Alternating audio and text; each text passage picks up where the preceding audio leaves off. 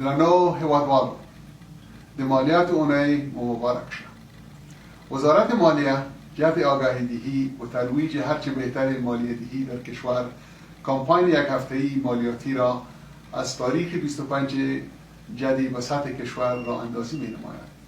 امیدوار هستیم که این کمپاین مالیاتی وزارت مالیه را در تحقق اهداف و پلان عوایدی برای سال مالی 1399 ارائه خدمات و موقع و مسلکی برای مادیان، جمع‌آوری عواید ملی، تحصیل باقیات و سایر مسائل مرتبط کمک لازم نماید.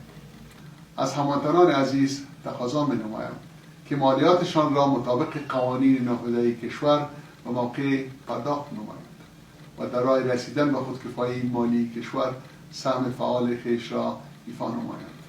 متقابلا وظیفه ما این است که مالیاتشان را به صورت شفاف جمع‌آوری و تحویل خزانه دولت نموده با نظر داشته اصل شفافیت، مؤثریت و اولویت‌های ملی در چارچوب برنامه‌های بزرگ و مصرف برسانیم.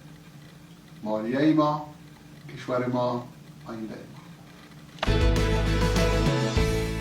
مالیه ما، کشور ما، آینده ما.